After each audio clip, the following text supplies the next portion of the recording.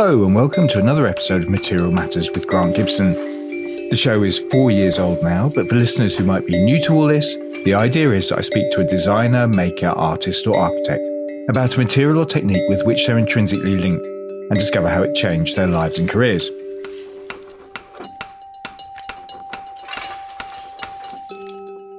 My guest this week is Darren Appiagyei, founder of inthegrain. The Camberwell College of Arts graduate is an up-and-coming woodturner who creates many of his pieces from waste wood that he finds on a local farm not too far from his studio at Cockpit Arts in London's Deptford. He believes his work is about embracing the intrinsic beauty of wood, be it a crack, texture, knots, or a lack of symmetry, adding that it's about allowing the wood to speak for itself and enabling the inner beauty of the wood to shine. His pieces have been included in shows such as 300 Objects during London Craft Week in 2020, Salon Art Design at Park Avenue Armory in New York, and he's had his first show at the Garden Museum in 2021. He will also be exhibiting with the new Craftsmen at this year's Collect Fair, which runs at Somerset House from the 3rd to the 5th of March. Darren is definitely one to watch. Darren, thank you very much for doing this. How are you? I'm doing very well, and thank you for having me. It's a complete pleasure. It's taken, for various reasons, a while for us to get here, but I'm delighted that we're speaking now. So we're actually recording at about 7 o'clock in the evening for lots of work reasons. We're doing this across Zoom and there's a kind of blank white wall. I'm guessing you're not in your studio. Unfortunately, I'm not in my studio today. Where are you right now? I'm currently in my home, in the comfort of my home. Okay. Where is the comfort of your home? In North Greenwich. So It's not too far from my studio in Deptford. Okay, so we're going to cheat because what we generally do on this show is try and provide the listeners with some context of how you might work. So tell me, what does your studio look like? How do you work, Darren? So the center focus in my studio is my lathe, which is a graduate union, and everything else surrounds that. So I have like on my wall with all my tools on the side. And then I've got a table where I kind of, stash all my other documents and stuff that I need. So my lathe takes up most of my room in my studio, and it's my peace haven. I just go in there when I'm a little bit stressed. I just go into my studio just to think and to ponder. Right. And turn wood. That too. Yeah. You have this space, as you were saying, in Cockpit Arts in Deptford. For those of you that don't know, and we have a lot of international listeners, Cockpit is it's a series or a couple of makers and artist studios. There are 2 sites in London, Bloomsbury and Deptford, started in 1986. It has a business development team and lots of other things such as open studio weekends. I mean, in short, it's a good place. And I think I'm right in saying that you kind of stumbled across it by chance, right? It was by accident. And that's the beauty of it. I was going home after just being around friends and just having a night out. And I came across Cockpit Arts randomly. And the next day, when I was wide awake, I did some research into Cockpit Arts. And, I was pleasantly surprised. It was on my doorsteps, essentially. And I didn't know anything about it at the time. You weren't looking for a studio, but you're on a night out. How did it catch your eye? I'm intrigued. It was the bright lights of Cockpit Arts at the time. And I was like, what is this place? And at the time, I was questioning, why haven't I heard about Cockpit Arts? I was just about to graduate from uni and I was thinking about what's next. And so I was just open. Yeah. So you had an eye out somewhere. Yeah. I think I'm right in saying that initially, at least, you received support from the Worshipful Company of Turners. Yes. How did that come about? So I applied. After hearing about Cockpit Arts, I applied. And I was quite fortunate to win the award. With the award, you get free studio space. Right. And you get a communal lathe. And so for the first year, it was just an opportunity for me just to experiment, not to focus on anything in particular, but just to experiment and to find myself after uni. Shall we talk about the work that you produce in this studio? Because we've kind of talked about the environment you did it, you work in, and how you found it. I mean, from memory, I think I first came across your pieces at New Designers in 2018 in the 1 year on section. And when I think of you, an image of these pretty extraordinary vessels you turn from Banksia immediately spring to mind. I mean, you might disagree, but they seem to have become a bit of a signature piece for you. I'm kind of intrigued. What is Banksia? And how did you come across this material in the first instance? So a Banksia nut is a wildflower from Australia. Right. And it was just by chance. So I went to a timber shop in Camberwell called Wood and Timber. It no longer exists in the area. And I literally had a list of woods that I wanted to get. And fortunately for me, they didn't have any of the woods that I wanted. But they had the Banksia nuts collecting dust at the bottom of a shelf. And so the owner of Wood and Timber, he simply tried to sell it to me and I fell into it. It was the textures and it was something that I hadn't seen before. And I was curious. I was open to it. And that was the main thing. I didn't know what I could do with it. I didn't know if I could do anything. I just believed what he said. And I thought, why not give it a try and see what happens? What did he say, Darren? Oh, he said you can just make artsy stuff out of it and, interesting. And so it was just one of those things where I was like, I was in uni trying to find my way and it was just like, yeah, why not? Where materials come from is quite important to you also, isn't it? Yeah. I mean, you source a lot of your wood from the Woodlands farm in Shooters Hill. Yes. So when you go there, what's your process? It's, again, just being open. So I rummage through the woods they have in the farm. So they have a massive wood pile and they have a lot of tree surgeons who literally dump their wood, after they've cut it down. So these are trees that have naturally fallen. And so I literally go there every couple of months and I rummage through whatever catches my eye based on the textures of the wood, the tones. It might even be a little detail like a knot. And I take it. I give them a donation. They love it because otherwise they would sell it as firewood. Right. And so it's a win-win situation for both of us. Yeah. So it sounds to me as you're rummaging around these piles of wood, it's actually imperfections you're looking for. 100%. I see it almost like a treasure hunt. You're just on the search for something. It could be something that just really catches your attention. And they've got a massive wood pile, so I have to climb through the wood pile and I try to pick whatever catches my attention. And sometimes I could be there for hours on ends, just trying to find different types of woods. And that's the beauty of it. It's not just about picking a wood that looks good initially, but it's actually searching for it, seeking for the wood. And that's a process in itself. And when you found the pieces of material you want to work with, what happens then? Do you have a sense of how a piece will look before you start working on it? Do you draw, for instance? It's definitely an organic process for me. I see wood like people, You don't know what to expect from a person initially, but as you get to know them, their character unravels to you. And it's the same thing for me when I turn. I'll be carving into the wood and then, I might see a beautiful grain that I didn't necessarily see initially when I picked the wood up. Or I might see a texture or I'll see a tone or a little knot that I didn't see before that was underneath the bark. And that might gain my attention. And so I see my making process or my designing process as a collaboration between me and the material. Understanding certain aspects of the material and enhancing those qualities of the material that I find interesting. So in other words, you take the piece of wood that you found, put it on the lathe and just kind of work with it. There isn't a diagram or anything as you before you kick off. It's exactly that. Yeah. And it's just nice to have that freedom to just do that. Not think it needs to be perfect in this way that I've, dreamt in my head. I mean, the interesting thing about where your studio is that Eleanor Lakelin, who's a renowned wood sculptor, who's on the first series of this particular podcast, I mean, I think you might have moved slightly because Cockpit's undergoing some major works at the moment, but she was right down the corridor from you. Yes, I mean, do you go for her for advice or to swap tips? I mean, Eleanor, her work's amazing and she's such a wonderful person as well. And it's just nice to have someone that has been through a similar career path to me. I almost use her as a blueprint. So whenever I'm stuck, whenever I need help, I go to her and she's always willing to give me advice. And also to make me realize that this is just the beginning and just continue to build, continue to experiment and to explore.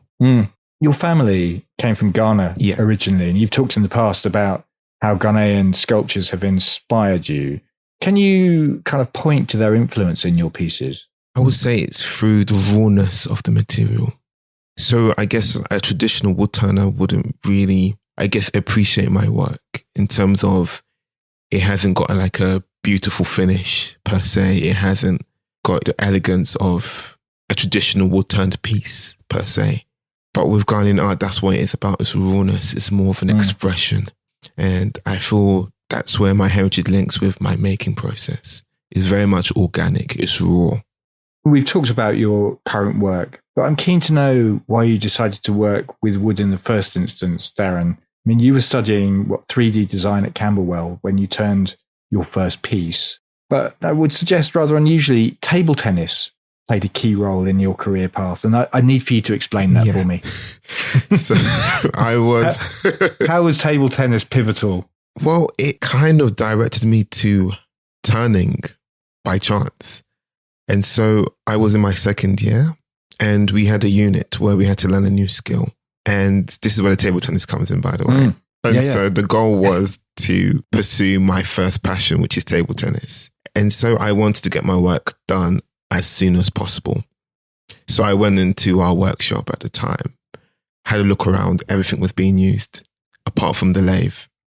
And no one knew necessarily how to use the lathe, even the technicians. So when I started, they were coming back and forth, just checking up on me to make sure that I was okay and I haven't hurt myself. And so the lathe was free. And I was like, I'm going to get my work done as soon as possible, find one of my peers to play table tennis with and just enjoy myself. And in the process of using the lathe and learning how to turn, I fell in love with it. I found it quite therapeutic. My work was terrible. That wasn't the issue. It was just enjoying myself and trying to understand the process, making mistakes and learning from it. So did you fall in love with wood turning the moment you started working, or was there a slower seduction? It was definitely a slower seduction. Right. It took a bit of time. When I initially started, what was interesting is I wasn't looking at the time. I just started carving away. I knew it wasn't good, but I loved the process. There was something about it that kind of made me at peace when I was turning. And I loved that feeling. That's interesting. Richard Sennett, the academic, he wrote a book called Craftsmen, and he talks about how makers get into a state of relaxed concentration. Yeah. Is that something you can relate to? 100%. It's about living in the present. Because we live in such a fast-paced world, we don't actually live in the present enough. You know, we're always thinking about the past or we're thinking about the future. And for me, that period when I'm turning, it enables me to literally be in the present, forget about what's going on and just really focus.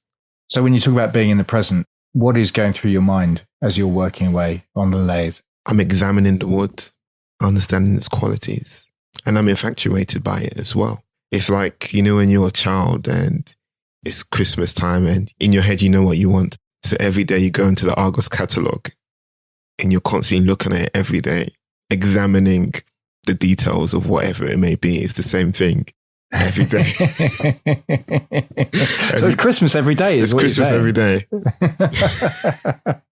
You taught yourself to turn by watching YouTube tutorials. Yes. Did you have a sense of where the material and the technique could take you? If I'm being honest, I had no idea. And I think that's the beauty of it. There was no pressure.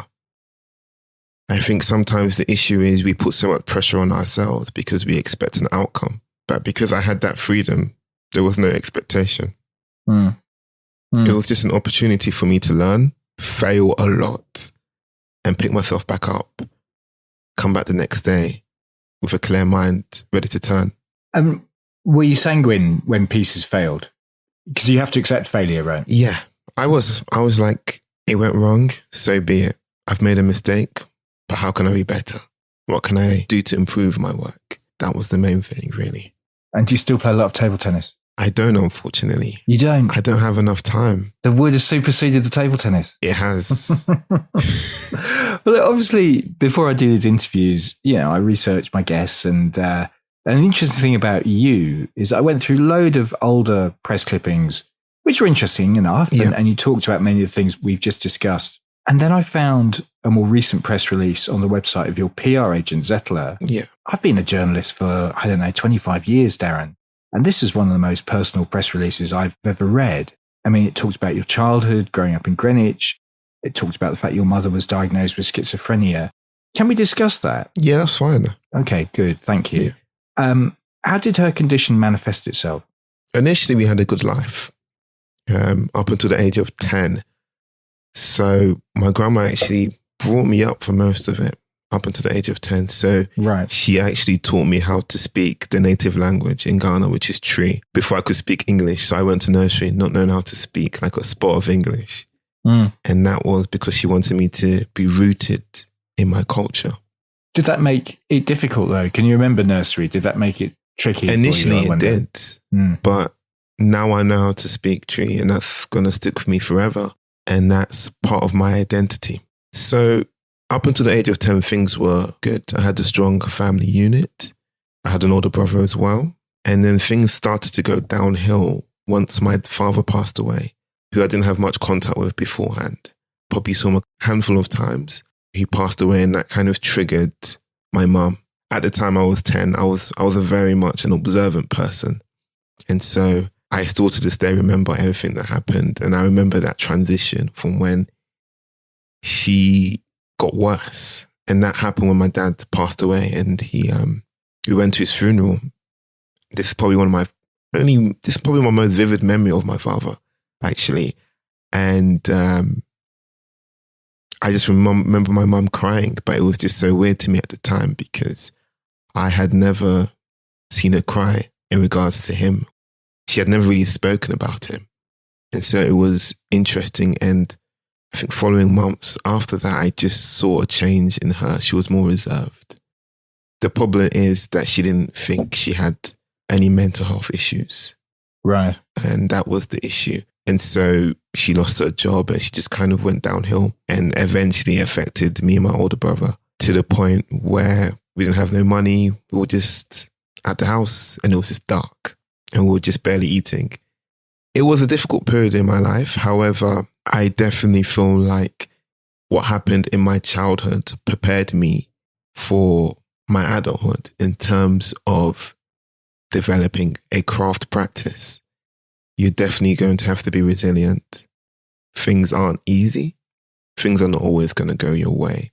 But how do you deal with that situation? Obviously, it teaches you a great deal of independence, I'm sure. 100%. You became her main carer at the age of 10. So you were going to school and looking after your mum at the same time. What did that entail? Cooking, cleaning, making sure that she is okay, checking in on her. And to me, being a young carer, both me and my brother were, it was just something that became normality. I didn't feel like I was doing anything exceptional at the time. It was just life, and we just deal with it. What happens, the obstacles that you face. I hope you don't think I'm prying. There's a kind of stereotype of what somebody with schizophrenia behaves. Yeah. Hearing voices often seems to come with violence. I mean, is that what you experienced? Yeah, mainly. Mom wasn't violent to us. However, she was constantly speaking to herself on a daily basis to the point where it didn't even really affect us. We just kind of carried on with life. And she didn't or couldn't seek help? So I think at the age of 17, I think I just got to the point where we had just got evicted and we were living in a hostel. And I just got to the point where I was like, something's just not adding up. And so I, along with me and my brother, we kind of made the decision to get her sectioned. And when she got sectioned, she got diagnosed with schizophrenia. I mean, that's a big decision to make. Yeah, it's probably one of the hardest. Yeah. My parents are GPs, and I remember very distinctly as a child, my mother having to section somebody. Yeah. It's not a pleasant thing to do. It's not easy at all. And I had to do it. And it was a situation where my mom passed away now. But even now, she doesn't know that, it was me that called up the institutions to section her. It wasn't easy at all. And the issue is she didn't think she had mental health up until her death. And that's based on education, I believe, and culture, unfortunately. It sounds incredibly difficult, Darren. I mean, I'm intrigued. Then you're in the situation, you're living in a hostel, going to school, cooking, cleaning. When did you decide to study design? So I guess based on my childhood, I didn't know what to do when I was in college. I was always good at art, not craft or anything like that, but just art. So I was studying art for A-levels. along with philosophy, English, and media. And so I was in my second year and I didn't really know what I wanted to do. I spent a lot of time in the art room, but at the same time, a part of me wanted to be a social worker based on my childhood and the things I've just told you. I just felt like at the time that I wasn't mature enough and I still had a couple of issues that I had to deal with at the time. So my art teacher, along with a couple of my peers, kind of said, why don't you just do an art foundation? Because I didn't really know what I wanted to do, what degree I wanted to study. And I guess just based on the fact that my mum was never really, she wasn't one of those parents that put any expectations on me in terms of, oh, you're good at this, so maybe you should pursue this certain, go into this certain fields. That was never really something that she did, unfortunately, based on her mental health. I definitely feel that it's a blessing and a curse, because if I had that pressure, I'm not sure if I would be able to do this. She couldn't stop you. Is that what you're saying? Basically, it's a blessing and a curse. A lot of people don't understand what I do, like in my family. Yeah. Yeah. So what does your brother do, I wonder? He's a gym instructor. Okay.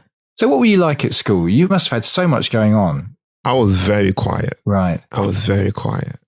I was quite reserved.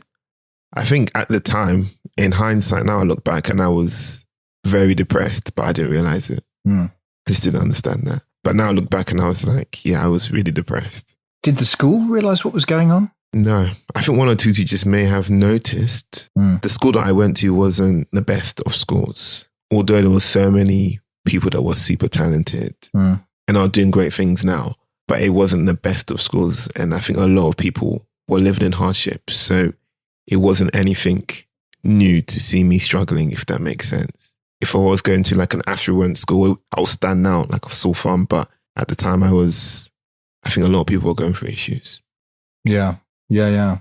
Initially, I guess, table tennis, but then by the sound of it, wood turning became a kind of therapy for you. I mean, you have mentioned that you find it therapeutic. Oh no, it is my sense of therapy. It keeps me at ease. I find it quite relaxing. Again, it's an opportunity just to be free.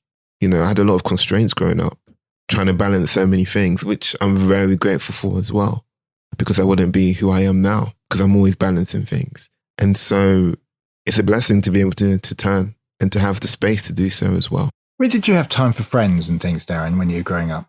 I would probably go to we had like a local adventure park around the corner from where I live. And so me and my closest friend, Kareem, we just used to go out to adventure and just play. Or we would walk around in Greenwich Park and just walk in the park and just embrace the trees and just observe and talk. Which is where the interest in nature came from, presumably. Yes. What's interesting is I've always had an interest in nature, just that in the early stages of my life, I realized that I was fascinated by nature. And so as I've grown older, I realized I'm very observant. And sometimes I'll just be walking, I'll just be observing trees, or I'll be looking at the textures on the pavement. Your mum very sadly died in 2021. Is that why you feel free to talk about your situation, I wonder? Definitely, I feel free. And what's quite weird, it's kind of similar to like Parkinson's or dementia, to the point where I had dealt with her death before she had passed away, if that makes sense. Yeah. No, it does, absolutely. The mum that I knew from my childhood had kind of faded away. Me and brother we wasn't expecting her death because she passed away in lockdown. But at the same time, we were kind of happy that she was no longer in pain because her quality of life wasn't good at the time. So your life, as a result, must have changed dramatically in the past 2 years. It's changed quite a bit. Yeah. Yeah. In what way? To a certain degree, I can just be free. I don't have to be outside thinking, is my mum okay? Or do I have to go back home soon? I have freedom just to go into my studio and just make as much as I want. I don't have to think, I need to go back, make sure that she's okay. And in terms of, because I was her full-time carer, I couldn't go out of the country or anything like that. I didn't go on holidays or anything like that, only until recently. Wow.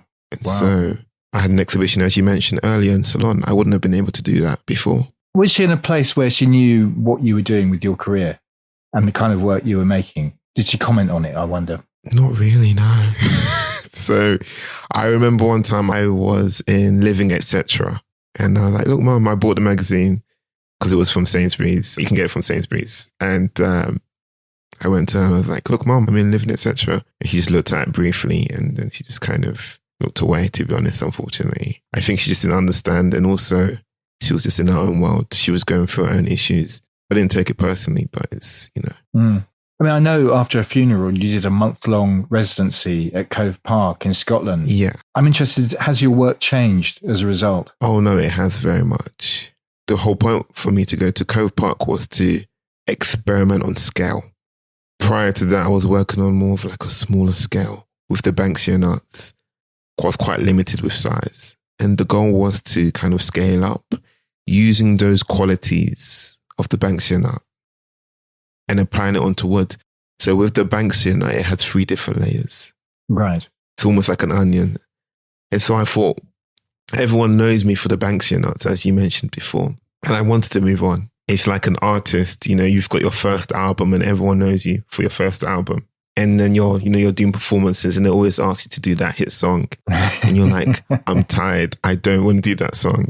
Yeah. And so I used Cove Park to develop my second album. And your second album was about burrs, right? Yeah. It was about burrs. More importantly, it was about using a technique called pyrographics. Ooh, okay. Let's talk about that. So it's essentially, I'll talk you through the process first. So yeah, please. When doing a pyrographic vessel, initially I turn it on a lathe, carve it using a gouge, and then hollow it using a hollowing tool. And once I've done that, I will burn the wood. It's called a pyrographic machine. It's kind of like a soldering iron. And I burn the wood dot by dot, like pointillism. So it's quite a labor-intensive process. I burn the wood dot by dot. And the aim is to kind of using the grain to follow the transition of tone on the grain when I burn the wood. It takes a lot of time, but I really enjoy it. And weirdly enough, it stems from my art background. When I was in school, I used to draw and I used to do pointillism where I would use a pencil and I'll just, draw something dot by dot. And so it was something that as an adolescent, I didn't realize, but I was training myself for at the time. The burrs and the burning, did they come at the same time? Because I read somewhere that there's a parallel between the burrs and your mother's fibroids that contributed to her death. Yeah, you know what it is with the burr? It's like, it's growth in a tree. So basically with a burr, it's almost like a cancer. It builds and it grows and it's quite irregular in shape. And so literally they have to cut off the burr. Otherwise it causes the tree to rot. And I kind of see my mum in that same light in terms of how she passed away, unfortunately. So she didn't realize she had fibroid. Because of her mental state, she couldn't really understand the importance of going to a hospital. And so the fibroid was building and growing like a burr would grow, irregular in shape, multiple splodges and lumps. And so unfortunately, she died from internal bleeding because she didn't realize that, she had fibroids. And I see burrs like that as well, unfortunately. Well, not unfortunately, but fortunately. But it's, burrs are beautiful. I love the fact that I'm using something that people necessarily don't really appreciate or don't understand. Like you see it on trees everywhere you go, but you might not know what it is. This is like a future project. This is something I want to work on in regards to that. Communicating what fibroids is, maybe through my work. Hope you're enjoying the episode. Just to let you know that the Material Matters Fair is returning to the Barge House from the 20th to the 23rd of September. Once again, each of the 5 floors will be doing something slightly different, but all will be related to materials. There'll also be a talks programme, some returning exhibitors, so the recycled aluminium giant Hydro will be there, as will the Wood Awards, Solid Wool, Hagen Hinderdal, and Mixed Metals, for example. And there'll be some exciting new names, such as Nova Vita Design.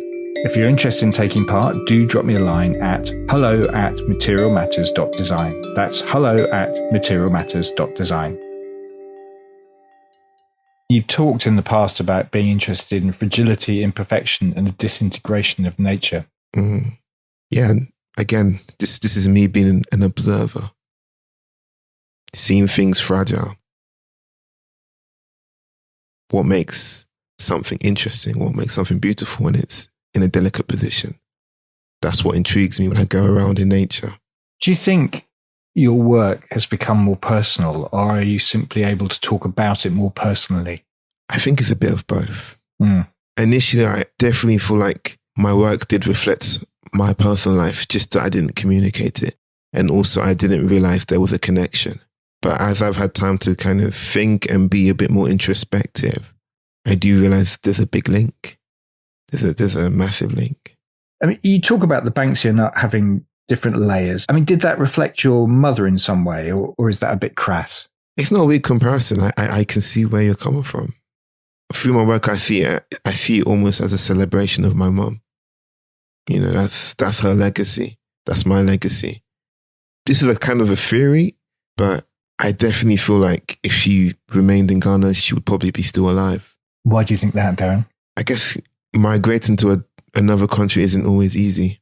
Mm. And depending on your personality, it may be easier for you to integrate. But say if you're more of an introvert and family is quite key in your life, you move to another country and you've lost those connections, you've lost that foundation that makes you you. It's quite difficult to survive. Yeah, no, I absolutely. I take that point. I didn't ask this, but why did the family come over in the first instance? I think my mom was very to herself, so she didn't give much away.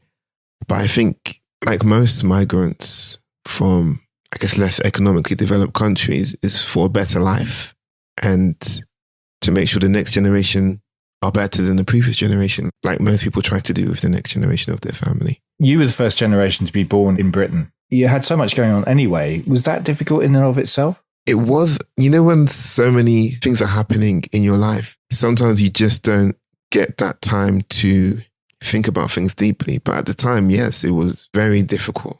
It was very difficult. Also, just not knowing who you are as a person was quite difficult. Balancing so many things. I was very shy when I was young, to the point I found it difficult to even look at people in the eyes. So it was difficult at the time. And also, I looked quite old for my age. So I was quite tall. I had my growth spurt quite early. And so people always assumed that I was older than what I was. And so it was very difficult.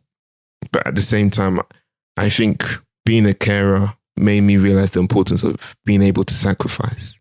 It's not always about you. And so I kind of learned to put my feelings to the side in order to focus on my mum. And where are you at now, Darren? I mean, obviously you're talking from a flat, you have your studio, you have your work. Yeah. You're in a good place? Oh, I'm very much in a good place. Like I'm doing so many good things and I've got so many great opportunities. Like I'm taking part in Collect, which was one of my dream goals.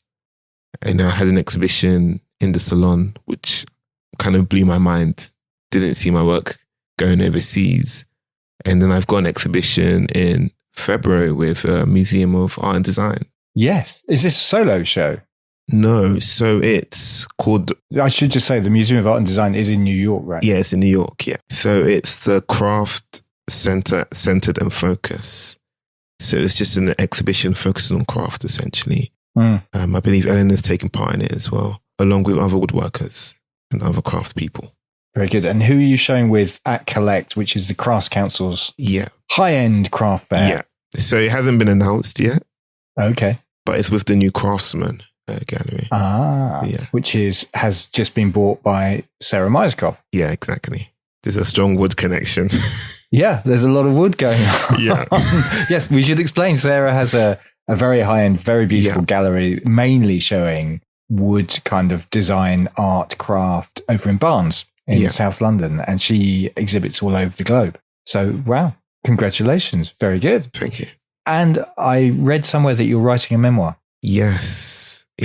I felt like once my mum passed, it was something that I had to do. It's a story that I can't keep to myself because there may be people similar to me that are suffering, and it's important that I'm able to kind of pass on my story to help others. And so it's something that I've been working on for quite a while, just developing. It's quite therapeutic as well. I'm probably using this word quite a bit, but it is. Well, it's interesting you say therapeutic because I was going to ask whether it's painful reliving some of this. You know what? I look at it now and I just smile because it doesn't even seem like my life anymore. You know, we've both me and my brother have developed as people, and we are just working to kind of make our mum proud. You know, that she didn't come here in vain, and we're just trying to, you know, provide a strong foundation for the next generation of our family. And so that's the key. And so I definitely feel like with what happened to us, the best thing we can do is pass it on to the next generation and help others. And as a maker, that's the key for me. It's about helping others, passing on what I've learned. Well, Darren, I think that's a really, really beautiful place to end this interview. Thank you so much for being Thank you for having me. So honest. And I think your mum will be very proud of you. Thank you. I look forward to seeing your work at Collect, and good luck in New York. Thank you so much. Thank you for the opportunity.